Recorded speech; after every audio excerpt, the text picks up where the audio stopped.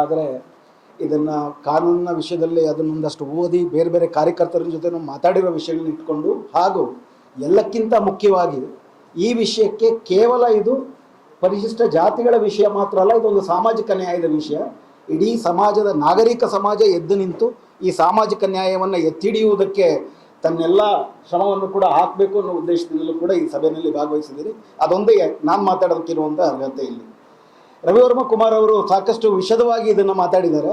ಅದರಲ್ಲಿ ಒಂದೆರಡು ವಿಷಯವನ್ನು ಮಾತ್ರ ಪ್ರಸ್ತಾಪಿಸಿ ಈ ತೀರ್ಪು ಬಂದ ನಂತರ ನಡೆದಿರೋ ಬೆಳವಣಿಗೆಗಳು ಅದು ನಮ್ಮ ಮುಂದೆ ಹಾಕುವ ಎರಡು ಸವಾಲುಗಳನ್ನ ನಿಮ್ಮ ಮುಂದೆ ಪ್ರಸ್ತಾಪಿಸಬೇಕು ಅಂತ ನನಗನ್ಸುತ್ತೆ. ಮೊದಲನೇದು, ಪರಿಶಿಷ್ಟ ಜಾತಿ ಅಂತ ಪರಿಗಣಿಸಿದಾಗ ಸಾಂವಿಧಾನಿಕವಾಗಿ ಅತ್ಯಂತ ಹಿಂದುಳಿದವರು ಪರಿಶಿಷ್ಟ ಜಾತಿಗಳಾಗ್ತಾರೆ. ಅವರು ಇನ್ನೂ ಹಿಂದುಳಿದಿದ್ದಾರಾ ಅಂತ ಮತ್ತೆ ಪರಿಶೀಲನೆ ಮಾಡೋ ಅಗತ್ಯ ಇಲ್ಲ ಅನ್ನೋದು ವಿ ಚಿನ್ನಯ್ಯ ಪ್ರಕರಣದಲ್ಲಿ ಆದದ್ದು. ಯಾತಕ್ಕೆ ಪರಿಶಿಷ್ಟ ಜಾತಿಗಳ ಒಳಗಡೆ ಮತ್ತೆ ಮರುವರ್ಗೀಕರಣ ಸಾಧ್ಯ ಇಲ್ಲ ಅಂತ ಅವ್ರು ವಾದಿಸ್ತಿದ್ರು ಅಂದರೆ, ಒಬ್ಬರನ್ನ ಯಾರನ್ನಾದರೂ ಪರಿಶಿಷ್ಟ ಜಾತಿ ಅಂತ ಕರಿತೀವಿ ಅಂದರೆ ಅವ್ರು ಸಮಾಜದಲ್ಲಿ ಅತ್ಯಂತ ಹಿಂದುಳಿದಿರ್ತಾರೆ, ಇನ್ನೂ ಅದರಲ್ಲಿ ಹಿಂದುಳಿರುವಿಕೆ ಸಾಧ್ಯ ಇಲ್ಲ. ಹೀಗಾಗಿ ಪರಿಶಿಷ್ಟ ಜಾತಿ ಅಂತ ಎಲ್ಲವೂ ಕೂಡ ಒಂದೇ ವರ್ಗ, ಅದರಲ್ಲಿ ಮತ್ತೆ ಮರುವರ್ಗೀಕರಣ ಸಾಧ್ಯ ಇಲ್ಲ. 341 1 ಮತ್ತು 2 ಕೂಡ ಇದು ಸಂಸತ್ತಿಗೆ ಮತ್ತು ರಾಷ್ಟ್ರಪತಿಗೆ ಇರುವ ಅಧಿಕಾರವೇ ಹೊರತು ರಾಜ್ಯಗಳಿಗಿರೋ ಅಧಿಕಾರ ಇಲ್ಲ, ರಾಜ್ಯಗಳಿಗೆ ಆ ಅಧಿಕಾರ ಇಲ್ಲ ಅಂತ ಹೇಳ್ತಾರೆ. ಆ ಕಾರಣಕ್ಕಾಗಿ ಇದು ಪರಿಶಿಷ್ಟ ಜಾತಿಗಳ ಮರುವರ್ಗೀಕರಣ ಸಾಧ್ಯ ಇಲ್ಲ ಅಂತ ವಿ ಚಿನ್ನಯ್ಯ ಅವರು ಹೇಳಿದರು. ಅದು ಅತ್ಯಂತ ಅಸಂಬದ್ಧವಾಗಿತ್ತು. ಅದ್ರ ಬಗ್ಗೆ ಹಲವಾರು ಚರ್ಚೆಗಳು ನಡೀತು. ನಿಮ್ಮೆಲ್ಲರಿಗೂ ಕೂಡ ಗೊತ್ತಿರೋ ಹಾಗೆ 2008ರಲ್ಲಿ ಆಗಿನ UPA ಸರ್ಕಾರ ಉಷಾ ಮೆಹ್ರಾ ಆಯೋಗವನ್ನು ಸ್ಥಾಪನೆ ಮಾಡೋದು. ಉಷಾ ಮೆಹ್ರಾ ಆಯೋಗ ಇದರಲ್ಲಿ 341/3 ಅಂತ ಒಂದು ಸಾಂವಿಧಾನಿಕ ತಿದ್ದುಪಡಿ ಏನು ರವಿವರ್ಮ ಕುಮಾರ್ ಅವರು ಕೊನೆಗೆ ಹೇಳಿದ್ರು, ಆ ತಿದ್ದುಪಡಿಯನ್ನು ತಂದು ಪರಿಶಿಷ್ಟ ಜಾತಿಗಳ ಒಳಗಡೆ ಮರುವರ್ಗೀಕರಣ ಮತ್ತು ಅದನ್ನು ಮಾಡುವ ಅಧಿಕಾರ ಇವೆರಡೂ ರಾಜ್ಯ ಸರ್ಕಾರಗಳಿಗೆ ಕೊಡಬೇಕು ಅಂತ ಅಂದ್ಬಿಟ್ಟು ಒಂದು ವರದಿಯನ್ನು ಕೊಟ್ಟಿದ್ರು. 2008ರಿಂದ 2013 ತನಕ UPA ಸರ್ಕಾರ ಇತ್ತು, ಏನೂ ಮಾಡಲಿಲ್ಲ. 2014ರಿಂದ 2024 ತನಕ NDA ಸರ್ಕಾರ ಇತ್ತು, ಬಹುಮತ ಇತ್ತು. UPA ಸರ್ಕಾರಕ್ಕೂ NDA ಸರ್ಕಾರಕ್ಕೂ ಇದ್ದ ಒಂದು ವ್ಯತ್ಯಾಸ ಏನಪ್ಪ ಅಂದರೆ, 1984 ಆದಮೇಲೆ 2014 ತನಕ ಕೇಂದ್ರದಲ್ಲಿ ಒಂದೇ ಪಕ್ಷಕ್ಕೆ ಬಹುಮತ ಬಂದಿರಲಿಲ್ಲ, ಹಲವಾರು ಪಕ್ಷಗಳ ಕಿಚಡಿ ಸರ್ಕಾರಗಳಿರ್ತಿತ್ತು. UPA ಸರ್ಕಾರಕ್ಕೆ ಅದೊಂದು ಕನ್ಸೆಷನ್ ಕೊಡ್ಬೋದು, ಅವರು ಮನಸ್ಸು ಮಾಡಿದರೆ ಅವರು ಮಾಡ್ಬೋದಾಗಿತ್ತು, ಒಂದು ಕನ್ಸೆಷನ್ ಕೊಡ್ಬೋದು, ಅವ್ರದ್ದು ಬಹುಮತ ಸರ್ಕಾರ ಅಲ್ಲ ಅಂತ. ಆದರೆ 2014ರಿಂದ 2024 ತನಕ ಒಂದಕ್ಕಿಂತ ಒಂದು ಬಹುಮತವನ್ನು ಪಡ್ಕೊಂಡು ಕೂಡ NDA ಸರ್ಕಾರ ಮಾಡಲಿಲ್ಲ. ಇದನ್ನೆಲ್ಲ ನಾವು ಚರ್ಚೆ ಮಾಡಿದ್ದೀವಿ. ಅದಕ್ಕೆ ತದ್ವಿರುದ್ಧವಾಗಿ 2019 ಜನವರಿನಲ್ಲಿ ಮೇಲ್ಜಾತಿ ಮಧ್ಯಮ ವರ್ಗಕ್ಕೆ, ಬಡವರಿಗೆ ಅಂತ ನಾನು ಹೇಳಲ್ಲ, ಯಾಕಂದರೆ 8 ಲಕ್ಷ ಅವ್ರು ಹೇಳ್ತಾರೆ, 8 ಲಕ್ಷ ಅಂದರೆ ತಿಂಗಳಿಗೆ 60,000 ಆಯಿತು. ಮೇಲ್ಜಾತಿ ಮಧ್ಯಮ ವರ್ಗಕ್ಕೆ ಮೀಸಲಾತಿ ಕೊಡುವುದನ್ನು ಕೇವಲ ಒಂದೇ ವಾರದಲ್ಲಿ ಇಡೀ ಸಂಸತ್ತು ಎರಡೂ ಮನೆಗಳು ಕೂಡ ಅದಕ್ಕೆ ಸಮ್ಮತಿಯನ್ನು ಒದಗಿಸಿತು. ಪ್ರೆಸಿಡೆಂಟ್ ಡಿಕ್ಲರೇಷನ್ ಕೂಡ ಬಂತು. ಮನಸ್ಸು ಮಾಡಿದರೆ, ರಾಜಕೀಯವಾದಂಥ ಇಚ್ಛಾಶಕ್ತಿ ಇದ್ದಿದ್ರೆ ಪರಿಶಿಷ್ಟ ಜಾತಿನಲ್ಲಿ ಅತ್ಯಂತ ಹಿಂದುಳಿದವರು ಇಷ್ಟು ಸುದೀರ್ಘ ಕಾಲ ಹೋರಾಟ ಮಾಡುವಂತಹ ಸಂದರ್ಭವೇ ಇರಲಿಲ್ಲ. ಅದಿಲ್ಲದಿಂಥ ಸಂದರ್ಭದಲ್ಲಿ ಅಂದರೆ ಯಾವಾಗ ವಿ ಚಿನ್ನಯ್ಯ ಪ್ರಕರಣದಲ್ಲಿ ರಾಜ್ಯ ಸರ್ಕಾರಗಳಿಗೆ ಆ ಅಧಿಕಾರ ಇಲ್ಲ ಅಂತ ಹೇಳಿದ್ರು, ಸದಾಶಿವ ಆಯೋಗ ವರದಿ ಜಾರಿ ಮಾಡಿ ಅಂತ ಹೇಳುವುದಕ್ಕೆ ಯಾವುದೇ ಅರ್ಥನೇ ಇರಲಿಲ್ಲ. ಯಾಕಂದರೆ ಸದಾಶಿವ ಆಯೋಗ ಒಪ್ಕೊಂಡ್ರು ರಾಜ್ಯ ಸರ್ಕಾರ, ಸುಪ್ರೀಂ ಕೋರ್ಟ್ ಈಗಾಗಲೇ ಸದಾಶಿವ ಆಯೋಗದಂಥ ವರದಿಯನ್ನು ಜಾರಿ ಮಾಡುವ ಶಾಸನಾತ್ಮಕ ಸಾಧ್ಯತೆ ನಿಮಗಿಲ್ಲ ಅಂತ ಹೇಳಿರೋದ್ರಿಂದ ಸದಾಶಿವ ಆಯೋಗ ಜಾರಿ ಮಾಡೋಕ್ಕೆ ಆಗ್ತಿರಲಿಲ್ಲ. ಆದರೂ ಕೂಡ ನಾವು ಸದಾಶಿವ ಆಯೋಗ ವರದಿ ಜಾರಿ ಮಾಡಿ ಅಂತ ಒಂದಷ್ಟು ಕಾಲವನ್ನು ತಳ್ಳಿದ್ವಿ. ಪಕ್ಷಗಳು, ಸರ್ಕಾರಗಳು ಎಲ್ಲ ಗೊತ್ತಿದ್ದು ಕೂಡ ಮಾಡ್ತೀವಿ ಮಾಡಲ್ಲ ಅಂತಂದ್ಬಿಟ್ಟು ನಮ್ಮ ಮುಂದೆ ಕ್ಯಾರೆಟನ್ನು ಇಟ್ಕೊಂಡು ಎಲ್ಲ ಆಡ್ಕೊಂಡು ಬಂದ್ವಿ. ಈಗ ಹಾಗೂ ಈಗ ಸರಿದು ಸುಮಾರಷ್ಟು ಮತ್ತೆ ಕಳೆದ 3 ವರ್ಷಗಳಿಂದ ನೀವೆಲ್ಲರೂ ಕರ್ನಾಟಕದಲ್ಲಿ ಒಂದು ವಿಶೇಷತೆ ಇದೆ. ಇಲ್ಲಿ ದಲಿತ ಸಮುದಾಯದ ಎಲ್ಲರೂ ಕೂಡ ಒಟ್ಟುಗೂಡಿ ಕಳೆದ 1 ವರ್ಷದಿಂದ ಪ್ರಜ್ಞಾವಂತರು ಜೊತೆಗೂಡಿ ಹೋರಾಟ ಮಾಡಿದ್ದರ ಪರಿಣಾಮವಾಗಿಯೂ ಕೂಡ ಸುಪ್ರೀಂ ಕೋರ್ಟಲ್ಲಿ ಇವತ್ತು 7 ಜನರ ಸಾಂವಿಧಾನಿಕ ಪೀಠದಲ್ಲಿ 6:1 ಬಹುಮತದ ತೀರ್ಪು ಬಂದಿದೆ. ಬಹುಮತದ ತೀರ್ಪಕ್ಕೆ ಈಗಾಗಲೇ ರವಿವರ್ಮ ಕುಮಾರ್ ಅವರು ಹೇಳಿದ್ದಾರೆ. ಇದರಲ್ಲಿ ಮತ್ತೆ 2-3 ಅಂಶಗಳ ಬಗ್ಗೆ ಇನ್ನೊಂದಷ್ಟು ಒತ್ತು ಕೊಟ್ಟು ಹೇಳಿ ಏನು ನಡೀತು ಅದರ ನಂತರದಲ್ಲಿ ಅನ್ನೋದು ನಿಮ್ಗೆ ಗಮನಕ್ಕೆ ತರ್ತೀವಿ. ಮೊದಲನೇದು, ಇದರಲ್ಲಿ ಲೀಡಿಂಗ್ ಜಡ್ಜ್ಮೆಂಟ್ ಅಂತ ಏನು ಹೇಳಿದ್ರು ರವಿವರ್ಮ ಅವರು, ಅದರಲ್ಲಿ ಚೀಫ್ ಜಸ್ಟಿಸ್ ಚಂದ್ರಚೂಡ್ ಮತ್ತು ಮನೋಜ್ ಮಿಶ್ರಾ ಇವರು ತುಂಬ ಸ್ಪಷ್ಟವಾಗಿ ಸುಪ್ರೀಂ ಕೋರ್ಟ್ನ ಮುಂದೆ ಇರುವ ಪ್ರಶ್ನೆಗಳೇನು ಅಂತ ಹಾಕ್ಕೊಳ್ತಾರೆ. 4 ಪ್ರಶ್ನೆ ಹಾಕ್ಕೊಳ್ತಾರೆ. ಆ 4 ಪ್ರಶ್ನೆಗಳಲ್ಲಿ ಪಂಜಾಬ್ ತೀರ್ಮಾನ ಏನಿದೆ ಅದನ್ನು ಅರುಣ್ ಮಿಶ್ರಾ ಅವರು 2020ರಲ್ಲಿ ಏನು 5 ಜನರ ಕೋರ್ಟ್ ತೀರ್ಪು ಕೊಡ್ತು, ವಿ ಚಿನ್ನಯ್ಯ ಅವರು 5 ಕೋರ್ಟ್ ಇತ್ತು, ಆದ್ರಿಂದ ಸರಿ ಹೋಗಲ್ಲ ಅಂತೇಳಿ ಅದನ್ನು ಹೆಚ್ಚಿನ ಪೀಠಕ್ಕೆ ಅದನ್ನು ರೆಫರ್ ಮಾಡಿದ್ರು. ಅದರಲ್ಲಿ ಅವರು 4 ಪ್ರಶ್ನೆಗಳೇನು ಹಾಕ್ಕೊಂಡ್ರು, ಅದರಲ್ಲಿ ಕೆನೆ ಪದರ ಇರಲೇ ಇರಲಿಲ್ಲ. ಇದು ತುಂಬ ಮುಖ್ಯವಾದದ್ದು. ಸುಪ್ರೀಂ ಕೋರ್ಟ್ನ ಚೀಫ್ ಜಸ್ಟಿಸ್ ಅವರು ಲೀಡಿಂಗ್ ಜಡ್ಜು, ಅವರು ತಮ್ಮ ಉಳಿದ 7 ಜನ ಸದಸ್ಯರಿಗೆ ನಿಮ್ಮಿಂದ ಈ 4 ಪ್ರಶ್ನೆಗಳಿಗೆ ಉತ್ತರ ಬಯಸುತ್ತೇನೆ ಅಂತ ಕೊಡ್ತಾರೆ. ಆ 4 ಪ್ರಶ್ನೆಗಳಲ್ಲಿ ಕೆನೆ ಪದರ ಇಲ್ಲ. 4 ಪ್ರಶ್ನೆಗಳಲ್ಲಿ ರವಿವರ್ಮ ಕುಮಾರ್ ಅವರು ಆಗ್ಲೇ ಹೇಳಿದಾಗೆ ಇ ವಿ ಚೆನ್ನಯ್ಯ ಅವರ ಪ್ರಕರಣ ಸಾಧ್ಯವ 16/4 ಅಂತ ನಾವು ಪರಿಗಣಿಸಬೇಕಾದ್ರೆ ಅದರಲ್ಲಿ ಪರಿಶಿಷ್ಟರಿಗೆ ಮರುವರ್ಗೀಕರಣ ಸಾಧ್ಯವ, ಮತ್ತು ಪರಿಶಿಷ್ಟ ವರ್ಗ ಅಂತ ನಾವು ಕರೆದ್ರೆ ಅದೊಂದು ಹೋಮೋಜಿನಿಯಸ್ ವರ್ಗವ, ಅದರೊಳಗಡೆ ಮತ್ತೆ ಏರುಪೇರುಗಳಿಲ್ವಾ, 4ನೇದು ರಾಜ್ಯ ಸರ್ಕಾರಗಳಿಗೆ ಈ ಒಂದು ಶಾಸನಾತ್ಮಕ ಅಧಿಕಾರ ಇದೆಯಾ ಅನ್ನೋದು 4 ಪ್ರಶ್ನೆಗಳು. ಈ 4 ಪ್ರಶ್ನೆಗಳಿಗೆ ಬೇಲಾ ತ್ರಿವೇದಿಯವರು ಅಂತ ಬಿಟ್ಟು ಒಬ್ರು ಇದ್ದಾರೆ ಜಡ್ಜು, ಅದ್ರ ಬಗ್ಗೆ ಹೆಚ್ಚಿಗೆ ಮಾತಾಡೋಕ್ಕೆ ಅಗತ್ಯ ಇಲ್ಲ. ಅವರು ನರೇಂದ್ರ ಮೋದಿ ಅವರು ಮುಖ್ಯಮಂತ್ರಿ ಆಗಿದ್ದಾಗ ಅವರ ಲಾ ಸೆಕ್ರೆಟರಿ ಆಗಿದ್ರು, ಅದಾದ್ಮೇಲೆ ಹೈಕೋರ್ಟ್ ಜಡ್ಜ್ ಆದ್ರು, ಅದಾದ್ಮೇಲೆ ಈಗ ಹೆಚ್ಚು ಕಡಿಮೆ ಯಾರಿಗೂ ಕೂಡ ಜಾಮೀನು ಕೊಡದಿರುವಂಥ ಪೀಠಗಳಲ್ಲಿ ಅವ್ರನ್ನ ವಿಶೇಷವಾಗಿ ಅರುಣ್ ಮಿಶ್ರಾ ಅಂತ ಯಾವ ಜಡ್ಜ್ ಇದ್ದಾರೆ ಅವ್ರಿಗೆ ಹೇಗೆ ಬಿಜೆಪಿಯ ಪರವಾಗಿ ಬರಬೇಕಾಗಿರುವಂತಹ ಅಂಬಾನಿ ಅದಾನಿ ಪರವಾಗಿ ಬರಬೇಕಾಗಿರೋ ಜಡ್ಜ್ಮೆಂಟ್ಗಳನ್ನ ರೆಫರ್ ಮಾಡ್ತಿದ್ರು, ಬೇಲಾ ತ್ರಿವೇದಿ ಅವ್ರ ಪೀಠಕ್ಕೂ ಅದೇ ತರ ಅವ್ರನ್ನ ಪರಿಗಣಿಸಲಾಗ್ತಿದೆ. ಇದರಲ್ಲಿ ತುಂಬಾ ಮುಖ್ಯವಾಗಿ ಅವ್ರು ಹೇಳೋದೇನಪ್ಪಾ ಅಂದ್ರೆ 3 ಜನರ ಬೆಂಚು 5 ಜನರ ಬೆಂಚು ಯಾತಕ್ಕೆ 7 ಜನರ ಬೆಂಚಿಗೆ ರೆಫರ್ ಮಾಡ್ತೀರಾ, ಈ ತರ ಸುಮ್ಮನೆ ನಮ್ಮ ಮೇಲೆ ಹೊರೆ ಕೊಡ್ತೀರಾ, ಮತ್ತು ಒಂದು ಸತಿ 341(1) ಮತ್ತು 340(2) ರಾಜ್ಯ ಸರ್ಕಾರಗಳಿಗೆ ಅಧಿಕಾರ ಇಲ್ಲ ಅಂತ ವ್ಯಾಖ್ಯಾನ ಮಾಡಿದ್ಮೇಲೆ ಮುಗೀತು. ಅಂದ್ರೆ ಸಂವಿಧಾನವನ್ನ ಪರಿವರ್ತನಾತ್ಮಕವಾಗಿ ವ್ಯಾಖ್ಯಾನ ಮಾಡಬೇಕು ಅನ್ನುವಂತಹ ಪ್ರಶ್ನೆಯೇ ಅವ್ರ ಮುಂದೆ ಇಲ್ಲ. ಹೇಗಿದೆಯೋ ಹಂಗೆ ವ್ಯಾಖ್ಯಾನ, ಸ್ಟೇಟಸ್ ಕೋಸ್ ಹೇಗಿದೆಯೋ ಹಾಗೆ ಮಾಡಬೇಕು ಅನ್ನೋಂಥದ್ದು ಅವ್ರನ್ನ ಬಿಟ್ಟಾರೆ. ಉಳಿದಂತೆ 6 ಜನರಲ್ಲಿ ಪ್ರಮುಖವಾಗಿ ಚೀಫ್ ಜಸ್ಟಿಸ್ ಚಂದ್ರಚೂಡ್ ಅವರು ಮತ್ತು ಮನೋಜ್ ಮಿಶ್ರಾ ಅವರು ತಮ್ಮ ಜಡ್ಜ್ಮೆಂಟ್ ಅಲ್ಲಿ ಬಹಳ ಸ್ಪಷ್ಟವಾಗಿ ಹೋಮೋಜಿನಿಯಸ್ ಕ್ಲಾಸ್ ಅಂತ ಹೇಳಕ್ ಬರುವುದಿಲ್ಲ ಪರಿಶಿಷ್ಟ ಜಾತಿಗಳನ್ನ. ಇ ವಿ ಚೆನ್ನಯ್ಯ ಅವರು ಇದನ್ನ ತಪ್ಪಾಗಿ ಪರಿಗಣಿಸಿದ್ದಾರೆ. ಒಂದು ಸತಿ ಯಾರನ್ನಾದ್ರೂ ಪರಿಶಿಷ್ಟ ಜಾತಿ ಅಂತ ಪರಿಗಣಿಸುವುದಕ್ಕೆ ಅಸ್ಪೃಶ್ಯತೆ ಅನ್ನೋದು ಪ್ರಧಾನ ಪರಿಗಣನೆ ಆದರೂ ಕೂಡ ಅದೊಂದು ಬೇರೆ ಬೇರೆ ಟ್ರೈಬ್ಸು, ಸೆಮಿ ಟ್ರೈಬ್ಸು ಎಲ್ಲರೂ ಸೇರ್ಕೊಂಡಿದ್ದ ವರ್ಗವೂ ಆಗಿರೋದ್ರಿಂದ ಅದರೊಳಗಡೆ ಏರುಪೇರು ಸಹಜವಾಗಿ ಇರುತ್ತೆ. ಹೀಗಾಗಿ ಪರಿಶಿಷ್ಟ ಜಾತಿ ಅನ್ನೋದು ಹೋಮೋಜಿನಿಯಸ್ ಆದಂತ ಒಂದು ವರ್ಗ ಅಲ್ಲ. ಆದ್ದರಿಂದ ಅದನ್ನ ಮರುವರ್ಗೀಕರಣ ಮಾಡಬೇಕು ಮತ್ತು ಮಾಡಬಹುದು ಅಂತ ತುಂಬಾ ಸ್ಪಷ್ಟವಾಗಿ ಹೇಳ್ತಾರೆ. ಎರಡನೆಯದು, ಇಂದಿರಾ ಸಾಹ್ನಿ ಪ್ರಕರಣದಲ್ಲಿ ಏನೊಂದು ಮರುವರ್ಗೀಕರಣ ಇದೆ, ಆ ಮರುವರ್ಗೀಕರಣವನ್ನ ಪರಿಶಿಷ್ಟ ಜಾತಿಗಳಿಗೆ ಅನ್ವಯಿಸಕ್ಕಾಗುವುದಿಲ್ಲ ಅಂತ ಇಂದಿರಾ ಸಾಹ್ನಿ ಪ್ರಕರಣವನ್ನ ಉದ್ದಕ್ಕೂ ಏನು ಹೇಳ್ಕೊಂಡು ಬಂದ್ರು, ತಪ್ಪಾಗಿ ವ್ಯಾಖ್ಯಾನ ಮಾಡ್ಕೊಂಡು ಬಂದ್ರು. ಅದರ ಬಗ್ಗೆನೂ ಕೂಡ ತುಂಬಾ ಸ್ಪಷ್ಟವಾಗಿ ಅವರು ಅದು ಕೇವಲ OBCಗಳಿಗೆ ಸಂಬಂಧಪಟ್ಟ ಪ್ರಶ್ನೆ ಮಾತ್ರ ಅವ್ರ ಮುಂದೆ ಇದ್ದಿದ್ದು, ಪರಿಶಿಷ್ಟ ಜಾತಿಗಳ ಪ್ರಶ್ನೆ ಇರಲಿಲ್ಲ. ಹೀಗಾಗಿ ಅದನ್ನ ತಪ್ಪಾಗಿ ವ್ಯಾಖ್ಯಾನ ಮಾಡಬಾರದು ಅಂತಲೂ ಕೂಡ ತುಂಬಾ ಸ್ಪಷ್ಟವಾಗಿ ಹೇಳ್ತಾರೆ. ಇನ್ನೂ ಮುಖ್ಯವಾಗಿ ಕೆನೆ ಪದರದ ವಿಷಯವನ್ನ ತುಂಬಾ ಡೀಟೈಲ್ ಆಗಿ ಡಿಸ್ಕಸ್ ಮಾಡ್ತಾರೆ ಅವರು ಜಸ್ಟಿಸ್ ಅವರು ಚಂದ್ರಚೂಡ್ ಅವರು. ಅದರಲ್ಲವರು ಇಂದಿರಾ ಸಾಹ್ನಿ ಪ್ರಕರಣದಲ್ಲೇನೆ ಹಲವಾರು ವಿಷಯಗಳಲ್ಲಿ ಪರಿಶಿಷ್ಟ ಜಾತಿಗಳಿಗೆ ಕೆನೆ ಪದರ ಯಾತಕ್ಕೆ ಅನ್ವಯಿಸುವುದಿಲ್ಲ ಅನ್ನೋದ್ರ ಬಗ್ಗೆ ಬಂದಿರೋದು, ಬೇರೆ ಬೇರೆ ನ್ಯಾಯಾಧೀಶಗಳಲ್ಲಿ ಏನು ಹೇಳಿದ್ದಾರೆ ಅಂತ ಹೇಳ್ತಾ, ನೀವು ಮೇಲ್ಚಲನೆ ಅಂದ್ರೆ ಹೆಂಗೆ ಅರ್ಥ ಮಾಡ್ಕೊಳ್ತೀರಾ? ಆರ್ಥಿಕ ಮೇಲ್ಚಲನೆ, ಸಾಮಾಜಿಕ ಮೇಲ್ಚಲನೆ, ಶೈಕ್ಷಣಿಕ ಮೇಲ್ಚಲನೆ, ಈ 3 ಸಂಭವಿಸಿದ್ರೆ ಮೀಸಲಾತಿಯ ಫಲಾನುಭವಿಗೆ ಶೈಕ್ಷಣಿಕವಾಗಿ, ಆರ್ಥಿಕವಾಗಿ ಮತ್ತು ಸಾಮಾಜಿಕವಾಗಿ ಈ 3ರಲ್ಲೂ ಮೇಲ್ಚಲನೆ ಸಂಭವಿಸಿದ್ರೆ ಅವನು ಕ್ರೀಮಿ ಲೇಯರ್ ಸೇರಿದ, ಅಂದ್ರೆ ಜನರಲ್ ಕ್ಯಾಟಗರಿ ಜೊತೆ ಸಮಾನವಾಗಿ ಸ್ಪರ್ಧೆ ಮಾಡುವುದಕ್ಕೆ ಸಾಧ್ಯ ಅಂತ ಅರ್ಥ ಆಗುತ್ತೆ.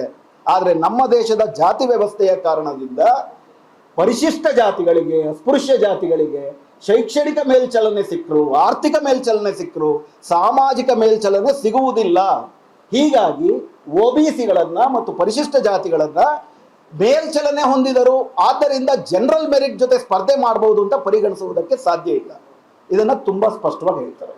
ಇವೆರಡನ್ನ ಇಟ್ಕೊಂಡವರು ಅಡಿಕ್ವೇಟ್ ರೆಪ್ರೆಸೆಂಟೇಷನ್ 16(4) ಪ್ರಧಾನವಾಗಿ ಹೇಳುವುದೇನು, ಸರ್ಕಾರಿ ಸೇವೆಗಳಲ್ಲಿ ಅಡಿಕ್ವೇಟ್ ಅನ್ನ ಕನ್ನಡದಲ್ಲಿ ಸಾಕಷ್ಟು ಅಂತ ಮಾಡುವುದಾದ್ರೆ, ಸೂಕ್ತ ಪ್ರಾತಿನಿಧ್ಯ ಅಂತ ಮಾಡುವುದಾದ್ರೆ, ಸೂಕ್ತ ಪ್ರಾತಿನಿಧ್ಯ ಅಂದ್ರೆ ಏನು ಅಂದನ್ನು ಡೀಟೇಲ್ ಆಗಿ ಚರ್ಚೆ ಮಾಡ್ತಾರೆ. Adequate representation effective representation, ABCD 4 ವರ್ಗಗಳು ಕೂಡ ಒಟ್ಟಾರೆ ಸರ್ಕಾರಿ ಸೇವೆಗಳು, ಒಟ್ಟು ABCD ವರ್ಗಗಳು ಸೇರಿ 1000 ಇದೆ. ಆ 1000ರಲ್ಲಿ 250 ಪರಿಶಿಷ್ಟ ಜಾತಿಗಳಿಗೆ ಸಿಕ್ಕಿದೆ ಅಂದ್ರೆ ಸೂಕ್ತ ಪ್ರಾತಿನಿಧ್ಯ ಅಂತ ಹೇಳಕ್ ಬರುತ್ತಾ ಅಂತ ಕೇಳ್ತಾರೆ. ಖಂಡಿತ ಹಂಗೆ ಹೇಳಕ್ ಬರೋದಿಲ್ಲ. ಅವಾಗ ಮತ್ತೊಂದು ಜಾತಿ ವ್ಯವಸ್ಥೆಯನ್ನ ನಾವು ಸೃಷ್ಟಿಸ್ತೀವಿ. ಯಾಕಂದ್ರೆ ಕ್ಲಾಸ್ A ನಲ್ಲಿ ಮೇಲ್ಜಾತಿಗಳೇ ಉಳ್ಕೋತಾರೆ, ಕ್ಲಾಸ್ D ನಲ್ಲಿ ಪರಿಶಿಷ್ಟ ಜಾತಿಗಳು ಉಳಿತಾರೆ. ಆದ್ದರಿಂದ ಅಡಿಕ್ವೇಟ್ ರೆಪ್ರೆಸೆಂಟೇಷನ್ ಹಿಂಗೆ ವ್ಯಾಖ್ಯಾನ ಮಾಡಬಾರದು. ಪ್ರತಿಯೊಂದು ಕೆಡರ್ ಮತ್ತು ಪೋಸ್ಟ್ ಅದರಲ್ಲಿ ಕೂಡ ಸಮಾನವಾದ ಪ್ರಾತಿನಿಧ್ಯ ಇದೆಯಾ, ಅಡಿಕ್ವೇಟ್ ರೆಪ್ರೆಸೆಂಟೇಷನ್ ಇದೆಯಾ, ಎಫೆಕ್ಟಿವ್ ಆಗಿ ಪರಿಣಾಮಕಾರಿಯಾಗಿ ಪ್ರಾತಿನಿಧ್ಯ ಆಡಳಿತ ಸೇವೆಗಳಲ್ಲಿ, ಆಡಳಿತ ಸೇವೆನ ವ್ಯಾಖ್ಯಾನ ಮಾಡ್ತಾರೆ. ಆಡಳಿತ ಸೇವೆ ಅನ್ನೋದು ಪ್ರಭುತ್ವದವನ್ನ ನಡೆಸುವಂತ ವಿಧಾನ. ಆ ಪ್ರಭುತ್ವವನ್ನ ನಡೆಸುವವರು ಉನ್ನತವಾದಂಥ ವರ್ಗಗಳಲ್ಲಿ ಉನ್ನತ ಜಾತಿಗಳೇ ಸೇರ್ಕೊಂಡ್ರೆ ಪ್ರಭುತ್ವದಲ್ಲಿ ಪ್ರಾತಿನಿಧ್ಯ ಎಲ್ಲಿ ಬಂದಂಗೆ ಆಗುತ್ತೆ ಅಂತೇಳಿ ವಿವರವಾಗಿ ಅದನ್ನು ಹೇಳಿ, ಕ್ಲಾಸ್ ABCD ಎಲ್ಲ ಪ್ರತಿ ಪೋಸ್ಟ್ ಮತ್ತು ಕ್ಯಾಡರ್ ಇದರಲ್ಲಿ ರೆಪ್ರೆಸೆಂಟೇಷನ್ ಅಂತ ಹೇಳ್ತಾರೆ. ಅಂತಿಮವಾಗಿ ಈ ಮೀಸಲಾತಿ ಕೊಡಲೇಬೇಕು ಅಂತ ಆದ್ಮೇಲೆ ಯಾವ ರೀತಿ ಮೀಸಲಾತಿ ಕೊಡಬೇಕು, ಅದಕ್ಕೆ ಎರಡು ಮಾರ್ಗಗಳನ್ನು ಹೇಳ್ತಾರೆ. ಒಂದು ಪ್ರಿಫರೆನ್ಸ್ ಮಾಡಲ್, ಇದನ್ನ ತಮಿಳುನಾಡಲ್ಲಿ ಮತ್ತು ಪಂಜಾಬಲ್ಲಿ ಮಾಡಿದ್ದಾರೆ. ಪಂಜಾಬ್ನಲ್ಲಿ ಮಜಬಿ ಸಿಖ್ಯರು ವಾಲ್ಮೀಕಿಗಳು ಯಾರಿದ್ದಾರೆ ಇವರು ಅತ್ಯಂತ ಹಿಂದುಳಿದವರು ಪರಿಶಿಷ್ಟ ಜಾತಿನಲ್ಲಿ. ಒಂದು 100 ದಲಿತ್ ಪೋಸ್ಟ್ ಇದೆ ಅಂತಂದ್ರೆ ಫಸ್ಟು ಮಜಬಿ ಸಿಖ್ಖರು ಮತ್ತು ವಾಲ್ಮೀಕಿಗಳು ಏನು ಅಪ್ಲೈ ಮಾಡ್ತಾರೆ ಅವ್ರಿಗೆ ಸಿಕ್ಬಿಡ್ಬೇಕು ಫಸ್ಟ್. ಅದಾದ್ಮೇಲೆ ಉಳಿದ ಪರಿಶಿಷ್ಟ ಜಾತಿಗಳಿಗೆ ಸಿಗುವುದು ಪ್ರಿಫರೆನ್ಸ್ ಸಿಸ್ಟಮ್. ಅದಲ್ದಿರ ಎಕ್ಸ್ಕ್ಲೂಸಿವ್ ಸಿಸ್ಟಮ್, ಅಂದ್ರೆ ಯಾರ್ಯಾರು ಹಿಂದುಳಿದಿದ್ದಾರೆ ಅಂತ ಪರಿಗಣಿಸಿ ಅದರಲ್ಲಿ ಬೇರೆ ಬೇರೆ ಜಾತಿಗಳಿಗೆ ಎಕ್ಸ್ಕ್ಲೂಸಿವ್ ಆಗಿ ಕೊಡುವಂಥದ್ದು. ಇವೆರಡು ಮಾದರಿಗಳಿದೆ. ಮೊದಲನೇ ಮಾದರಿನಲ್ಲಿ ಒಂದು ಅಪಾಯ ಇದೆ. ಯಾಕಂದ್ರೆ ಇಡೀ 100 ಪೋಸ್ಟ್ಗಳು ಕೂಡ ಮತ್ತೆ ಎರಡೇ ಜಾತಿಗಳಿಗೆ ಸಿಕ್ಬಿಟ್ರೆ ಪರಿಶಿಷ್ಟ ಜಾತಿ ಅಂತ ವರ್ಗೀಕರಣ ಆದ್ರೂ ಕೂಡ ಅದರ ಲಾಭ ಸಿಗೋದಿಲ್ಲ. ಆದ್ರಿಂದ ಇದು ನಂಗೆ ಮಾಡ್ಲಿಕ್ಕೆ ಬರೋದಿಲ್ಲ ಅಂತ ಹೇಳಿ ನಂತರ ಏನ್ ಹೇಳ್ತಾರೆ, ಇದರಲ್ಲಿ ಯಾವ ಮಾದರಿ ಇದೇ ಮಾದರಿ ಅನುಸರಿಸಿ ಅಂತ ನಾವು ಹೇಳಲ್ಲ, ಆದರೆ ಯಾವ ಮಾದರಿಯನ್ನ ಯಾತಕ್ಕೆ ಅನುಸರಿಸ್ತಿದೀವಿ ಅಂತ ಅಂದ್ಬಿಟ್ಟು ಸರ್ಕಾರ ಸುಪ್ರೀಂ ಕೋರ್ಟ್ನ ಮುಂದೆ ಅದನ್ನ ಸಮರ್ಥಿಸ್ಕೊಳ್ಬೇಕು. ಯಾಕಂದ್ರೆ ಇದರ ಬಗ್ಗೆ ತೆಗೆದುಕೊಳ್ಳುವ ಯಾವುದೇ ತೀರ್ಮಾನ ಜುಡಿಷಿಯಲ್ ರಿವ್ಯೂಗೆ ಒಳಪಟ್ಟಿರುತ್ತೆ. ಇದನ್ನ ಪದೇ ಪದೇ 4-5 ಸತಿ ಹೇಳ್ತಾರೆ.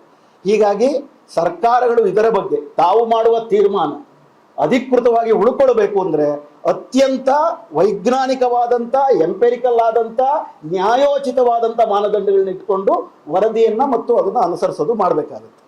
ಇದು ಅವ್ರು ಹೇಳಿದಿರೋ ಒಂದು 3 ವಿಷಯ. ಇನ್ನು ಉಳಿದಂತೆ ಕೆನೆ ಪದರದ ವಿಷಯದಲ್ಲಿ ನಾನು ಆಗ್ಲೇ ಹೇಳಿದಾಗೆ ಕೆನೆ ಪದರ was not A reference subject. In fact Arun Mishra ಅವರು ಅನಗತ್ಯವಾಗಿ ಅದನ್ನೊಂದು ರೆಫರೆನ್ಸ್ ಆಗಿ ಕೊಡ್ತಾರೆ. ಆದರೆ ಚೀಫ್ ಜಸ್ಟಿಸ್ ಲೀಡಿಂಗ್ ಜಡ್ಜ್ ಆಗಿ ಪ್ರಶ್ನೆಗಳನ್ನ ಫ್ರೇಮ್ ಮಾಡಬೇಕಾದ್ರೆ ಕೆನೆ ಪದರವನ್ನ ಫ್ರೇಮ್ ಮಾಡಿಲ್ಲ. ಆದ್ದರಿಂದ ಅದು ಆದೇಶ ಅಲ್ಲ. ಕೆನೆ ಪದರ ಆದೇಶ ಅಲ್ಲ.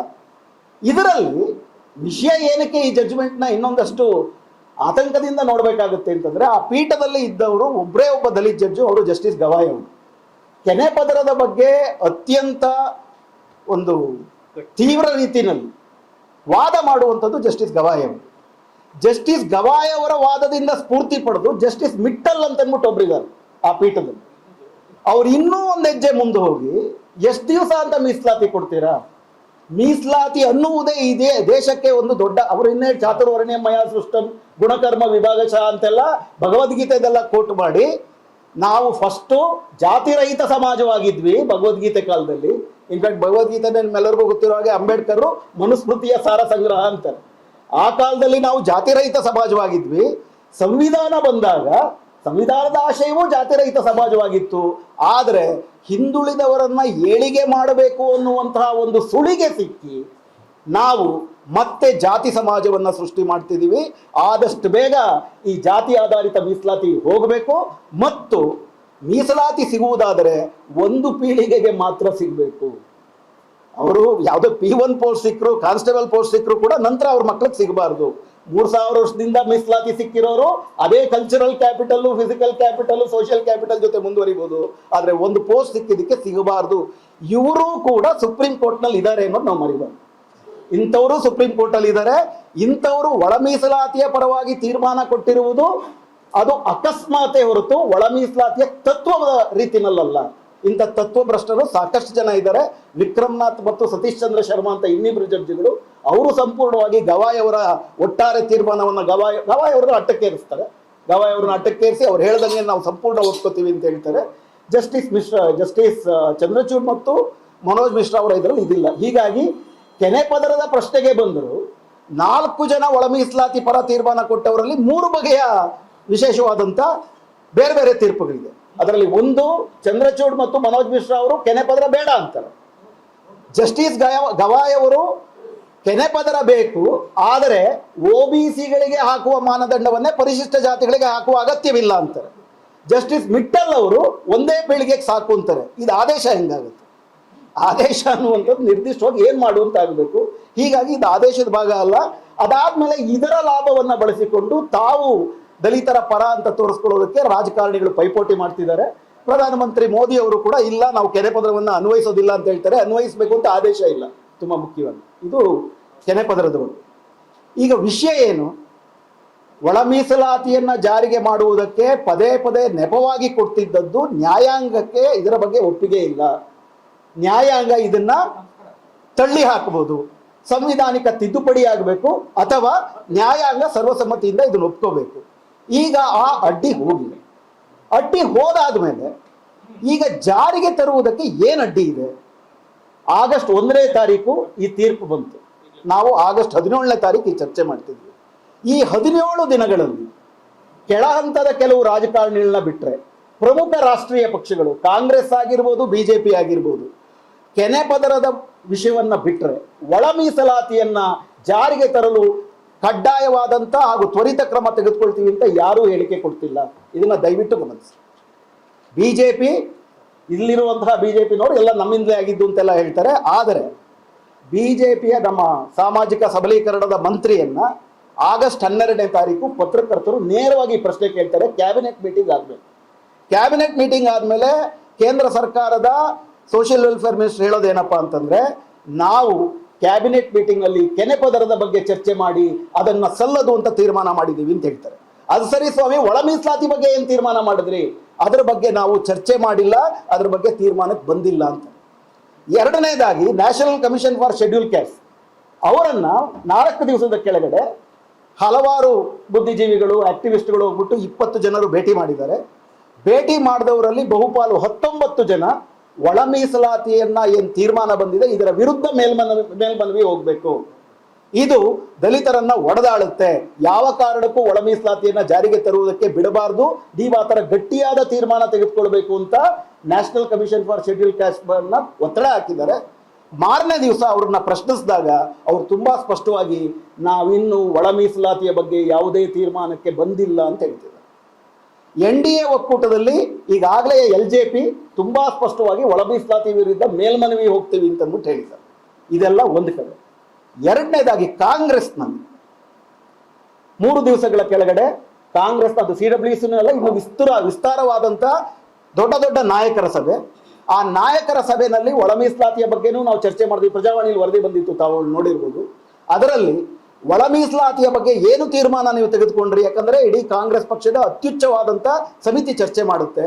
ಅದರಲ್ಲಿ ಅವ್ರು ಹೇಳ್ತಾರೆ, ಮಲ್ಲಿಕಾರ್ಜುನ್ ಖರ್ಗೆ ಅವರ ನೇತೃತ್ವದಲ್ಲಿ ನಾವೊಂದು ಸಮಿತಿಯನ್ನ ನೇಮಕ ಮಾಡಿದ್ದೇವೆ. ಈ ಸಮಿತಿ ಇದರ ಬಗ್ಗೆ ಅಧ್ಯಯನ ಮಾಡಿ ನಿಲುವು ಕೊಡುವ ತನಕ ಇದರ ಬಗ್ಗೆ ನಾವು ಅಂತಿಮ ನಿಲುವಿಗೆ ಬರುವುದಿಲ್ಲ ಅಂತ ಹೇಳ್ತಾರೆ. ಪತ್ರಕರ್ತರು ತೆಲಂಗಾಣದ ಮುಖ್ಯಮಂತ್ರಿ ರೇವಂತ್ ರೆಡ್ಡಿ ಮತ್ತು ಕರ್ನಾಟಕದ ಸಿದ್ದರಾಮಯ್ಯನವರು ಇದನ್ನು ಜಾರಿಗೆ ತರ್ತೀವಿ ಅಂತ ಹೇಳಿದಾರಲ್ಲ ಅಂತಂದ್ರೆ, ಯಾರು ಏನೇ ಹೇಳಿದ್ರು ಕೂಡ ಖರ್ಗೆ ಸಮಿತಿ ಕೊಡುವಂತಹ ಅಂತಿಮ ತೀರ್ಮಾನಕ್ಕೆ ಬದ್ಧರು ಅಂತ ಸ್ಪಷ್ಟವಾಗಿ ಹೇಳಿದರು. ಸಿದ್ದರಾಮಯ್ಯನವರಿಗೆ ವಿಶೇಷ ಉತ್ಸಾಹ ಇದೆಯೋ ಇಲ್ವೋ ಅದೇನೇ ಇದ್ರೂ ಕೂಡ ಕಾಂಗ್ರೆಸ್ ಪಕ್ಷದ ಮುಖ್ಯಮಂತ್ರಿ ಆಗಿರುವುದರಿಂದ ಎಲ್ಲಿಯ ತನಕ ತುಂಬಾ ದೊಡ್ಡ ಒತ್ತಡ ಇದಕ್ಕೆ ಬರುವುದಿಲ್ವೋ ಅಲ್ಲಿಯ ತನಕ ಬಹಳ ಕಷ್ಟ ಇದೆ. ಮುಂದೆ ಒಳ ಮೀಸಲಾತಿಯ ಮೇಲ್ಮನವಿ ಎನ್ನುವ ಹೆಸರಿನಲ್ಲಿ ದೊಡ್ಡ ರೀತಿಯಲ್ಲಿ ಮತ್ತೆ ಮನವಿ ಹಾಕ್ತು ಅಂತ ಇಟ್ಕೊಂಡ್ರೆ, ಯಾಕಂದ್ರೆ ಇದೊಂದು ದೊಡ್ಡ ರಾಜಕೀಯವಾಗಿ ಸೂಕ್ಷ್ಮವಾದಂಥ ವಿಷಯ. ಪ್ರಧಾನವಾಗಿ ದಲಿತರ ಒಳಗಡೆ ಐಕ್ಯಮತ್ಯ ಬಂದರೆ ಬಹಳ ಸುಲಭವಾಗಿ ಬಗೆಹರಿಸಬಹುದಾಗಿತ್ತು. ಎಲ್ಲಾ ರಾಜಕೀಯ ಪಕ್ಷಗಳು 96ರಿಂದ ಈಗಾಗಲೇ ರಿವ್ಯೂ ಪಿಟಿಷನ್ ಹೋಗಿದೆ. ಮತ್ತು ಈ ಒಡಕನ್ನ ಬಳಸಿಕೊಂಡು ದಲಿತರ ಐಕ್ಯಮತ್ಯವನ್ನ ಒಡೆದು ಹಾಕ್ತಾ ಇದರಲ್ಲಿ ಮೀಸಲಾತಿ ಏನು ಮರು ಮನವಿಯ ಹೆಸರಿನಲ್ಲಿ ನೆನೆಗುದಿಗೆ ಬೀಳಬಹುದಾ ಅನ್ನುವ ಪ್ರಶ್ನೆ ನಮ್ಮ ಮುಂದೆ ಇದೆ. ನಮ್ಮ ಮುಂದೆ ಶಬರಿಮಲೆ ಪ್ರಕರಣ ಎದುರುಗಡೆ ಇದೆ. ಶಬರಿಮಲೆ ಪ್ರಕರಣ 7 ಜನರ ಸುಪ್ರೀಂ ಕೋರ್ಟ್, 5 ಜನರ ಸುಪ್ರೀಂ ಕೋರ್ಟ್ ಪೀಠ ಶಬರಿಮಲೆಯ ಬಗ್ಗೆ ತೀರ್ಮಾನ ಕೊಡುತ್ತೆ. ಮೇಲ್ಮನವಿ ಹಾಕ್ತಾರೆ, 7 ಜನಕ್ಕೆ ರೆಫರ್ ಮಾಡ್ತಾರೆ. ಅದು 5 ಜನರ ಕೊಟ್ಟ ಪೀಠವು ನೆನೆಗುದಿಗೆ ಬಿದ್ದಿದೆ. ಸೊ ಹೋರಾಟ ಮುಗಿದಿಲ್ಲ ಮತ್ತು ಇದು ಇನ್ನೂ ಹೆಚ್ಚಿನ ಐಕ್ಯಮತ್ಯವನ್ನ ಇವತ್ತು ನಮ್ಮಲ್ಲಿ ಕೇಳುತ್ತೆ. ಆ ಕಾರಣಕ್ಕಾಗಿ ಈ ವಿಷಯದಲ್ಲಿ ಇನ್ನೂ ಹಲವಾರು ವಿಷಯಗಳಿದ್ದಾವೆ. ಉದಾಹರಣೆಗೆ, ಮೀಸಲಾತಿನಲ್ಲಿ ನಮಗೆ ಸರಿಸಮಾನವಾದ ಪಾಲು ಬೇಕು ಅಂತಂದ್ರೆ ಎಲ್ಲಿಯ ತನಕ ಮೀಸಲಾತಿನಲ್ಲಿ 50% ಮೇಲ್ಮಿತಿ ಇದೆಯೋ, ಅತ್ಯಂತ ಅಸಂಬದ್ಧವಾಗಿ ಅಸಂಗತವಾಗಿ ಇಂದಿರಾ ಸಾಹ್ನಿ ಪ್ರಕರಣದಲ್ಲಿ 50% ಮೇಲ್ಮಿತಿ ವಿಧಿಸಲಾಗಿದೆ. ಇದಕ್ಕೆ ಸಂವಿಧಾನದಲ್ಲೂ ಯಾವುದೇ ತರ್ಕ ಇಲ್ಲ, ಅದೇ ರೀತಿ ಅಂಬೇಡ್ಕರ್ ಅವರ ಮಾತುಗಳಲ್ಲೂ ಯಾವುದೇ ತರ್ಕ ಇಲ್ಲ. ಯಾತಕ್ಕೆ 50% ಮೇಲ್ಮಿತಿ? ಪ್ರತಿಭೆಗೆ ಪುರಸ್ಕಾರ, ದಕ್ಷತೆಗೆ ಪುರಸ್ಕಾರ ಅಂತ ಹೇಳಿ ಮತ್ತೆ ಪರೋಕ್ಷವಾಗಿ ಮೀಸಲಾತಿ ಎನ್ನುವಂಥದ್ದು ಅದಕ್ಷತೆಯನ್ನು ಹುಟ್ಟು ಮಾಡುತ್ತದೆ ಎನ್ನುವ ಮೆರಿಟೋಕ್ರಸಿ ಅಂತ ಏನು ಕರೀತಾರೆ ಅದೇ ವಾದವನ್ನ 50% ಮೇಲ್ಮಿತಿಯ ವಿಷಯವನ್ನ ಇಟ್ಕೊಳ್ತದೆ. ಈಗ ನಾಗಮೋಹನ್ ದಾಸ್ ವರದಿ ಕೊಟ್ಟಿದೆ. ನಾಗಮೋಹನ್ ದಾಸ್ ವರದಿ ಕಾಯ್ದೆ ಆಗಿದ್ರು ಯಾರೊಬ್ರು ಸುಪ್ರೀಂ ಕೋರ್ಟ್ ಅಲ್ಲಿ ಪ್ರಶ್ನೆ ಮಾಡಿದ್ರು ಕೂಡ ಈಗ 17+7 24 +27 ಅಂತ ಸೇರ್ಕೊಂಡು +10 ಎಲ್ಲ ಸೇರಿದ್ರೆ ಶೇಕಡ 10ಕ್ಕೆ ಮೇಲ್ಮಿತಿ ಅಪ್ಲೈ ಆಗೋದಿಲ್ಲ. ಒಟ್ಟಾರೆ ಶೇಕಡ 50 ಮೇಲ್ಮಿತಿ ದಾಟೋದ್ರಿಂದ ಈ 17 ಏರಿಕೆ ಏನಾಗಿದೆ ಅದು ಕೂಡ ನಮಗೆ ದಕ್ಕದೇ ಹೋಗ್ಬೋದು. 9ನೇ ಶೆಡ್ಯೂಲ್ಗೆ ಆದಷ್ಟು ಬೇಗ ಈ ಕಾಯ್ದೆ ಸೇರ್ಕೊಳ್ಳಿಲ್ಲ ಅಂತಂದ್ರೆ ಈಗಾಗಲೇ ಏನು ಏರಿಕೆ ಆಗಿದೆ ನಾಗಮೋಹನ್ ದಾಸ್ ಸಮಿತಿಯಿಂದ ಅದು ನಮಗೆ ದಕ್ಕಲ್ಲ, ಯಾರೇ ಒಂದು ಅಪೀಲ್ ಹಾಕಿದ್ರು ಕೂಡ. ಇವತ್ತು ಪಕ್ಷಗಳು ನಮ್ಮ ಪರವಾಗಿ ಇದೆ ಅಂತ ಹೇಳೋದಾದ್ರೆ ಪಕ್ಷಾತೀತವಾಗಿ ಮತ್ತು ಆಡಳಿತಾರೂಢ ಸರ್ಕಾರ ಶೆಡ್ಯೂಲ್ 9ಕ್ಕೆ ಅದನ್ನ ಸೇರಿಸಲಿ. ಮೂರನೇದು ಅತಿ ಮುಖ್ಯವಾದದ್ದು, ಎಲ್ಲಿ ನಾವು ಹೊಡೆದಾಡ್ತಿದ್ದೀವಿ, ಅಂತಿಮವಾಗಿ ಈ ಇಡೀ ಮೀಸಲಾತಿ ಸಿಗೋದು ಸರ್ಕಾರಿ ಶಿಕ್ಷಣದಲ್ಲಿ, ಸರ್ಕಾರಿ ಉದ್ಯೋಗದಲ್ಲಿ. ಕಳೆದ 30 ವರ್ಷದಲ್ಲಿ ಸರ್ಕಾರವೇ ಇಲ್ಲ, ಸರ್ಕಾರವೇ ಕಡಿಮೆ ಆಗ್ತಿದೆ. ಸರ್ಕಾರದ ಶಾಲೆಗಳು ಮುಚ್ಕೋತಿವೆ, ಸರ್ಕಾರಿ ಆಸ್ಪತ್ರೆಗಳು ಮುಚ್ಚೋತಿವೆ, ಸರ್ಕಾರಿ ಫ್ಯಾಕ್ಟರಿಗಳನ್ನ ಕಂಪ್ಲೀಟ್ ಆಗಿ ಪ್ರೈವೇಟೈಸ್ ಮಾಡ್ತಿದ್ದಾರೆ ಮತ್ತು ಸರ್ಕಾರದಲ್ಲಿರುವ ಹುದ್ದೆಗಳನ್ನೇ ಔಟ್ಸೋರ್ಸ್ ಮಾಡ್ತಿದ್ದಾರೆ. ಇನ್ಫ್ಯಾಕ್ಟ್ ಬ್ಯಾಕ್ಲಾಗೇನೆ ಅಂದಾಜು ಹೆಚ್ಚು ಕಡಿಮೆ 1.5-2 ಕೋಟಿ ಇದೆ. ಕರ್ನಾಟಕದಲ್ಲಿ 16 ಲಕ್ಷ ಇದೆ. ಇದ್ರ ಜೊತೆಗೆ ಹುದ್ದೆಗಳೇ ಖಾಸಗೀಕರಣ ಆದರೆ ಮೀಸಲಾತಿ ಅಲ್ಲಿಗೆ ಅಪ್ಲೈ ಆಗೋದೇ ಇಲ್ಲ. ಅಂದರೆ ಎಡಗೈನಲ್ಲಿ ಕೊಟ್ಟು ಬಲಗೈನಲ್ಲಿ ಕಿತ್ಕೊಳ್ಳುವಂತಹ, ಮೂತಿಗೆ ಬರೀ ಮೊಸರು ಸವರುವಂತಹ ಎಲ್ಲ ಪ್ರಯತ್ನಗಳು ಎಲ್ಲ ಪಕ್ಷಗಳು ಮಾಡ್ತಿದ್ದಾವೆ. ಇದನ್ನು ನಾವು ಮರಿಬಾರ್ದು. ಹೀಗಾಗಿ ನನಗನ್ಸೋ ಹಾಗೆ ಈ ತೀರ್ಪು ಅಂತಿಮ ಅಲ್ಲ. ಈ ತೀರ್ಪು ಒಂದು ತಾತ್ಕಾಲಿಕವಾದಂಥ ಪರಿಹಾರ ನಮಗೆ ಕೊಟ್ಟಿದೆ. ಇದರ ಫಲ ನಮಗೆ ದಕ್ಕಬೇಕು ಅಂತಂದ್ರೆ ಇದರ ವಿರುದ್ಧ ಪ್ರಯತ್ನ ಮಾಡುತ್ತಿರುವ ಶಕ್ತಿಗಳ ವಿರುದ್ಧ ದಲಿತರು, ಈ ದೇಶದ ಪ್ರಜ್ಞಾವಂತರು ಐಕ್ಯಮತ್ಯದಿಂದ ದೊಡ್ಡ ಹೋರಾಟ ಮಾಡುವ ಅಗತ್ಯ ಇದೆ. ನಮ್ಮ ಅನೈಕ್ಯಮತ್ಯ ಮತ್ತು ನಮ್ಮ ಒಗ್ಗಟ್ಟಿನಲ್ಲಿ ಬರುವ ಬಿರುಕೆ ಅದನ್ನ ಬಳಸಿಕೊಂಡೇ ಅವರು ನಾವು ಏನು ಇಷ್ಟು ಹೋರಾಟದಿಂದ ಪಡ್ಕೊಂಡಿದ್ವಿ ಅದನ್ನು ರದ್ದು ಮಾಡುವುದಕ್ಕೂ ಹೋಗ್ತಾ ಇದ್ದಾರೆ. ಹೀಗಾಗಿ ಇಂಥ ಸಭೆಗಳು, ಇಂಥ ಚರ್ಚೆಗಳು ಇನ್ನೊಂದಷ್ಟು ದೊಡ್ಡದಾಗಿ ನಡೀತಾ ಪಕ್ಷಾತೀತವಾಗಿ ಹಾಗೂ ಸಾಮಾಜಿಕ ನ್ಯಾಯಕ್ಕಾಗಿ ಎಲ್ಲ ದಲಿತರು ಮತ್ತು ಸಮಾಜದ, ನಾಗರಿಕ ಸಮಾಜದ ಎಲ್ಲ ಪ್ರಜ್ಞಾವಂತರು ಒಟ್ಟು ಸೇರಿ ಆದಷ್ಟು ಬೇಗ ಒಳ ಮೀಸಲಾತಿಯನ್ನು ಜಾರಿಗೆ ತರಲೇಬೇಕು ಅನ್ನೋ ಹೋರಾಟವನ್ನು ನಾವು ಮಾಡಬೇಕಾಗುತ್ತೆ. ಇದರಲ್ಲಿ ಸದಾಶಿವ ಆಯೋಗ ವರದಿ ಸಾಕಾಗುತ್ತಾ? ಇದರಲ್ಲಿ ಹಲವಾರು ಇಕ್ಕಟ್ಟುಗಳಿದೆ. ಸದಾಶಿವ ಆಯೋಗ ವರದಿ ಅದು ಈಗಾಗಲೇ 15 ವರ್ಷ ಹಳೆದಾಗಿರುವುದು, ಸುಪ್ರೀಂ ಕೋರ್ಟಲ್ಲಿ ಈಗಾಗಲೇ ಇದರ ಬಗ್ಗೆ ಪ್ರಶ್ನೆಗಳಿದ್ದಾವೆ ಮತ್ತು ಅದನ್ನೇ ಒಂದು ಕ್ವಾಂಟಿಟಿಯಾಗಿ ನಾವು ಬಳಸೋದಾದರೆ ಎಷ್ಟು ಜಾಸ್ತಿ ಸಿಗಬೇಕು ಅದು ಸಿಗದೇನೂ ಹೋಗ್ಬೋದು. ಆದರೆ ನನ್ನ ಸಲಹೆ, ಸದಾಶಿವ ಆಯೋಗ ವರದಿಯನ್ನು ಸಾರ್ವಜನಿಕ ಚರ್ಚೆಗೆ ಬಿಡಿ. ಯಾಕಂತಂದ್ರೆ ಇದು ಅನಗತ್ಯವಾಗಿ ದಲಿತರಲ್ಲಿ ಅನೈಕ್ಯಮತ್ಯವನ್ನು ಹುಟ್ಟಾಕಿದೆ. ನಮ್ಮನ್ನು ಬೇಕಾದಂಗೆ ನಾವು ಅದನ್ನ ವಿಮರ್ಶೆ ಮಾಡ್ಕೊಂಡು ಅದರಿಂದ ಸದಾಶಿವ ಆಯೋಗನ ಆದಷ್ಟು ಬೇಗ ಸಾರ್ವಜನಿಕ ಚರ್ಚೆಗೆ ಬಿಡಬೇಕು. ಸಾಧ್ಯವಾದಲ್ಲಿ ಸದಾಶಿವ ಆಯೋಗದ ಸಮ್ಮತಿ ಏರ್ಪಡಿಸಿ ಅದರಲ್ಲಿ ಏನು ಮುಂದಿನ 1 ವರ್ಷಗಳ ಕಾಲ ಅದ್ರ ಬಗ್ಗೆ ನಮಗೆ ಮೀಸಲಾತಿ ಅದನ್ನು ಆಧರಿಸಿ ಮಾಡಬೇಕು. ಎರಡನೇದು, ಸೆನ್ಸಸ್ಗೆ ಪೂರ್ವಭಾವಿಯಾಗಿ ಒಂದು ಪ್ರತ್ಯೇಕ ಆಯೋಗವನ್ನು ನೇಮಕ ಮಾಡಿ ಪರಿಶಿಷ್ಟ ಜಾತಿಗಳ ಒಳಗಡೆ ಬೇರೆ ಬೇರೆ ಜಾತಿಗಳ ಏರುಪೇರುಗಳಾಗಿದ್ದಾವೆ, ಅದು ತುಂಬಾ ಮುಖ್ಯವಾದದ್ದು. ಸೋಷಿಯಲ್ ಬ್ಯಾಕ್ವರ್ಡ್ನೆಸ್, ಎಜುಕೇಶನಲ್ ಬ್ಯಾಕ್ವರ್ಡ್ನೆಸ್ ಇವೆರಡೂ ಕೂಡ ಸಾಬೀತು ಮಾಡುವ ರೀತಿಯಲ್ಲಿ ನಾವು ಒದಗಿಸ್ಲಿಲ್ಲ ಅಂತಂದ್ರೆ ಈ ಮೀಸಲಾತಿ ದಕ್ಕಲ್ಲ. ಇದನ್ನ ಸುಪ್ರೀಂ ಕೋರ್ಟ್ನ ಚೀಫ್ ಜಸ್ಟಿಸ್ ಅವರ ಜಡ್ಜ್ಮೆಂಟ್ ಅಲ್ಲೂ ತುಂಬಾ ಸ್ಪಷ್ಟವಾಗಿ ಹೇಳಿದ್ದಾರೆ. Verifiable, quantifiable, empirical data. ಏನಾ ಡೇಟಾ ಹೇಳಬೇಕು? ಯಾರು ಮುಂದುವರೆದಿದ್ದಾರೆ ಅವ್ರಿಗೆ ಹೋಲಿಸಿದ್ರೆ ನಾವು ಶೈಕ್ಷಣಿಕವಾಗಿ, ಸಾಮಾಜಿಕವಾಗಿ ಹಿಂದುಳಿದಿದ್ದೀವಿ ಅಂತ ಸಾಬೀತು ಮಾಡುವ ಡೇಟಾ ಬೇಕು. ಆ ಡೇಟಾ ಮಾಡಬೇಕು ಅಂತಂದ್ರೆ ಒಂದು ಎಂಪೆರಿಕಲ್ ಸರ್ವೆ ಆಗಬೇಕು, ಮಾನದಂಡಗಳು ರೂಪುಗೊಳ್ಳಬೇಕು, ಸರ್ಕಾರ ತ್ವರಿತವಾಗಿ ಆಕ್ಟ್ ಮಾಡಬೇಕು, ಸಮಾಜ ಒಟ್ಟುಗೂಡಿ ಅದರ ಬಗ್ಗೆ ಒಂದು ದೊಡ್ಡ ಒತ್ತಡವನ್ನು ತರಬೇಕು. ಇವಿಷ್ಟು ಮತ್ತು ಕೆನೆಪದರದ ಬಗ್ಗೆ ಅಷ್ಟು ನಾವು ತಲೆ ಕೆಡಿಸ್ಕೊಡುವ ಅಗತ್ಯ ಇಲ್ಲ. ಯಾಕಂದ್ರೆ ಅದು ಆದೇಶದ ಭಾಗ ಅಲ್ಲ. ಅದನ್ನ ಆದೇಶದ ಭಾಗ ಅಂತ ಕನ್ಫ್ಯೂಷನ್ ಏನು ಜಡ್ಜ್ಮೆಂಟ್ ಮಾಡಿದ್ರು ಕೂಡ ನಾನು ಆಗ್ಲೇ ಹೇಳಿದಾಗೆ ಚೀಫ್ ಜಸ್ಟಿಸ್ ಅವರು ಪ್ರಶ್ನೆ ಏನು ಫ್ರೇಮ್ ಮಾಡಿದ್ರು ಆ ಫ್ರೇಮ್ ಮಾಡಿದಂಥ ಪ್ರಶ್ನೆಗಳಲ್ಲಿ ಇದಿಲ್ಲ. ಸೊ ಎಲ್ಲಕ್ಕಿಂತ ಮುಖ್ಯವಾಗಿ ಇವತ್ತು ಶೋಷಿತರ ಮತ್ತು ಸಮಾಜದ ಐಕ್ಯತೆಯಲ್ಲಿ ಸರ್ಕಾರದಲ್ಲಿ ಎಲ್ಲ ಪಕ್ಷಗಳು, ಒಂದು ಪಕ್ಷ ಒಂದು ಮಹಾದ್ರೋಹ ಮಾಡಿದೆ, ಇನ್ನೊಂದು ಪಕ್ಷ ನಿಧಾನ ದ್ರೋಹ ಮಾಡ್ತಿದೆ. ಇದೇ ವಾಸ್ತವ. ಈ ಎರಡೂ ದ್ರೋಹಗಳಿಂದ ನಾವು ಈ ದ್ರೋಹವನ್ನು ಮೀರಿ ನ್ಯಾಯವನ್ನು ಪಡಿಬೋದು ಅಂತಂದ್ರೆ ನಮಗಿರುವ ಏಕೈಕ ಮಾರ್ಗ ನಮ್ಮೆಲ್ಲರ ಒಗ್ಗಟ್ಟು, ನಮ್ಮಲ್ಲಿರುವ ಅನೈಕ್ಯಮತ್ಯ ಅಥವಾ ಇರಬಹುದಾದ ಪೂರ್ವಾಗ್ರಹ ಇವೆಲ್ಲದರ ಬಗ್ಗೆ ಮುಕ್ತವಾದಂಥ ಚರ್ಚೆಯನ್ನು ಪರಸ್ಪರ ಮಾಡಬೇಕು. ಕರ್ನಾಟಕದಲ್ಲಿ ಹೋದ ವರ್ಷ ಅಂತ ತುಂಬಾ ಒಳ್ಳೆ ಪ್ರಯತ್ನ ನಡೀತು. ಆ ಪ್ರಯತ್ನ ಇನ್ನೂ ನಡಿಬೇಕು. ಸಮಾಜ ಜೊತೆಗೆ ನಡೆದು ಒಂದು ಗಟ್ಟಿಯಾದಂಥ ಹೋರಾಟ ಮಾಡುವ ಅಗತ್ಯ ಇದೆ. ಸಂಭ್ರಮ ಮಾಡುವ ಸಂದರ್ಭ ಅಲ್ಲ, ಇನ್ನು ಗಟ್ಟಿಯಾದ ಹೋರಾಟ ಮಾಡುವ ಅಗತ್ಯ ಇದೆ ಅಂತೇಳಿ ನನ್ನ ಮಾತು.